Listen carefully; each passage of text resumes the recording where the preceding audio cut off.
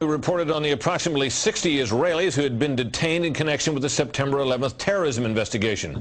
Carl Cameron reported that U.S. investigators suspect that some of these Israelis were spying on Arabs in this country and may have turned up information on the planned terrorist attacks back in September that was not passed on. Tonight, in the second of 4 reports on spying by Israelis in the U.S., we learn about an Israeli-based private communications company for whom a half-dozen of those 60 detained suspects worked. American investigators fear information generated by this firm may have fallen into the wrong hands and had the effect of impeding the September 11th terror inquiry. Here's Carl Cameron's second report. Fox News has learned that some American terrorism investigators fear certain suspects in the September 11th attacks may have managed to stay ahead of them by knowing who and when investigators are calling on the telephone. How? By obtaining and analyzing data that's generated every time someone in the U.S. makes a phone call. What city and state, please? Here's how the system works. Most directory assistance calls and virtually all call records and billing in the U.S. are done for the phone companies by Amdocs Limited, an Israeli-based private telecommunications company. Amdocs has contracts with the 25 biggest phone companies in America and more worldwide. The White House and other secure government phone lines are protected, but it is virtually impossible to make a call on normal phones without generating an Amdocs record of it. In recent years, the FBI and other government agencies have investigated Amdocs more than once. The firm has repeatedly and adamantly denied any security breaches or wrongdoing.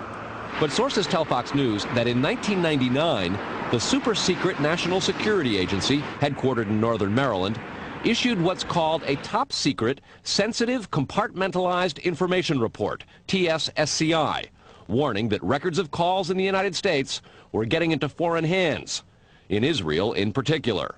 Investigators do not believe calls are being listened to, but the data about who's calling whom and when is plenty valuable in itself. An internal Amdocs memo to senior company executives suggests just how Amdocs-generated call records could be used. Quote, widespread data mining techniques and algorithms, combining both the properties of the customer, like credit rating, and properties of the specific behavior such as whom the customers are calling. The Amdocs memo says the system should be used to prevent phone fraud, but U.S. counterintelligence analysts say it could also be used to spy through the phone system. Fox News has learned that the NSA has held numerous classified conferences to warn the FBI and CIA how Amdocs records could be used. At one NSA briefing, a diagram by the Argonne National Lab was used to show that if the phone records are not secure, major security breaches are possible. Another briefing document said, quote, it has become increasingly apparent that systems and networks are vulnerable. Such crimes always involve unauthorized persons or persons who exceed their authorization, acting on exploitable vulnerabilities. Those vulnerabilities are growing because, according to another briefing, the U.S. relies too much on foreign companies like Amdocs for high-tech equipment and software. Quote, many factors have led to increased dependence on code developed overseas. We buy rather than train or develop solutions. U.S. intelligence does not believe the Israeli government is involved in a misuse of Amdocs information, and Amdocs insists that its data is secure. What U.S. government officials are worried about, however, is the possibility that Amdocs data could get into the wrong hands, particularly organized crime, and that would not be the first time that such a thing has happened.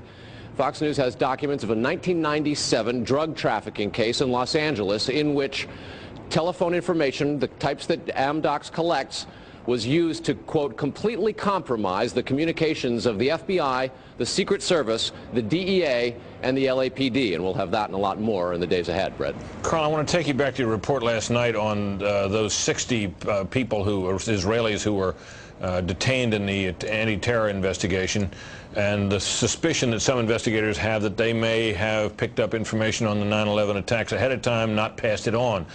There was a report, you'll recall, that the Mossad, the Israeli intelligence agency, did indeed send representatives to the U.S. to warn just before 9/11 that a major terrorist attack was imminent. Why does that not? How does that leave room for the lack of a warning? Well, I remember the report, Britt. We did it first internationally right here on your show on the 14th. What investigators are saying is that that warning from the Mossad was nonspecific and general, and they believe that it may have had something to do with the desire to protect what are called sources and methods in the intelligence community.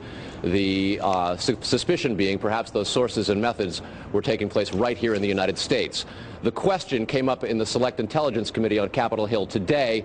They intend to look into what we reported last night, and specifically that possibility. Brett? So, in other words, the problem wasn't the lack of a warning. The problem was lack of useful details. Quantity of information.